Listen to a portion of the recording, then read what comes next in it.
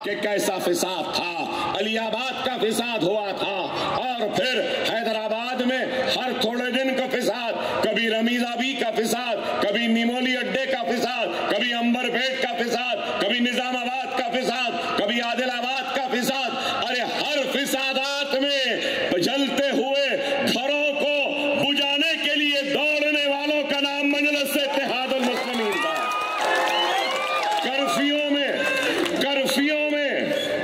Curfew में दाने दाने के लिए लोग परेशान रहते थे तो अनाजों के लारियों को लेकर दरवाजों पे दस्तक देकर अनाज, दूध, डबल रोटी, चावल, दाल, तेल देने वालों का नाम भी मजलिस इत्तेहादुल मुस्लिमीन। पुलिस की बरसती हुई लाठियों पर अपने सीनों को पेश करने वालों का नाम मजलिस इत्तेहादुल मुस्लिमीन था। बैठे अलायक अली साहब महीनों जेल में रहते थे फिसादात के बाद। इनके जैसे कई लोग थे जो पुलिस के जुल्म व बर्बरियत के नतीजे में जेलों में नजरबंद रहते थे। नासा का कानून था, नेशनल सिक्योरिटी एक्ट के तहत, तो फिर शहर बदर करने का कानून होता, जेलों में जाते, लेकिन डरे नहीं, घबराए नहीं, हालात का डट कर मुकाबला किया, अवाम के दरमियान में रहे, उनके जुर्रत में रहे, उनकी तकलीफ में रहे, उनकी मुसीबत में उनके साथ रहे। इस वजह से मजलिस ने दिलों का फतेह किया, काम किया। ऐ नौजवानों, तुमने नहीं देखा, लेकिन हम अपने बचपन में देखा है। कभी सालार से चंचलगुड़े की जेल में हमारी मुलाकात होती, तो कभी सालार से मुशीराबाद की जेल में मुलाकात होती, कभी विजयवाड़ा की जेल में, तो कभी विशाखापट्टनम की जेल में, कभी राजमंड्री की जेल में, तो कभी टाडे पटरी की जेल में। अरे आज जो लोग सवाल करते हैं कि मजलिस ने क्या किया, तो मैं कहना चाहता हूं मजलिस ने कुछ नहीं किया होगा, लेकिन एक चीज तो मजलिस ने की है, शहर हैदराबाद को फिसादात से पाक कर दिया।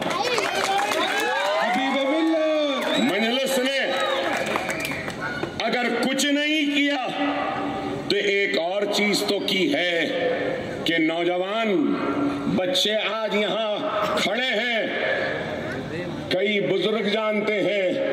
अरे आज मुल्क के क्या हालात है, नहीं मालूम कि कब बुलडोजर आ जाए, घर पर चढ़ जाए, नहीं मालूम कि बीफ के नाम पर कब लोचली आ जाए, नहीं मालूम कि कब दाढ़ी के नाम पर मारा जाएगा, पीटा जाएगा, नहीं मालूम कि सर पर टोपी है तो हमको टोपी निकाल कर कुछ और नारे लगाने के लिए मजबूर करेंगे, नहीं मालूम कि हिजाब के नाम पर हमारे बच्चियों को स्कूल कॉलेजेस जाने से रोक देंगे। अरे दिन भर का थका मानिन जब रात को शाम को लौट कर कुछ रोटी कमा कर आता है तो घर में चूल्हा जलाता है तो भी डर है, खौफ है कि जलते हुए चूल्हे की खाने की खुशबू से लोग ये ना समझे कि इसके पकवान में बीफ है, नहीं तो वो आके मार देंगे। और ये खौफ में रहता है कि नहीं मालूम कि अगर मैं सो जाऊं तो अब मेरे घर का क्या होगा, अगर मेरी आंख लग जाए तो नहीं मालूम कि मेरे घर के जनाने का क्या होगा। मजलिस ने कुछ नहीं किया कहने वालों, कम से कम ये काम तो किया है कि मेरा भाई थका मानिन घर को आता है तो जो चाहे पका सकता है, जो चाहे खा सकता है, आराम से सो सकता है। नारे तकबीर, हबीबे मिल्लत, आराम से सो सकता है।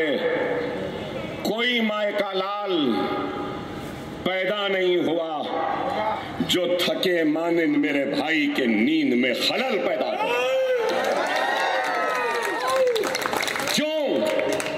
क्यों? इसलिए कि हमारा इत्तेहाद जिंदा है, हमारा ईमान जिंदा है, हमारी जमात मजबूत है और इस मजबूत जमात और मजबूत इत्तेहाद कि मजबूत क़यादत जिंदा है।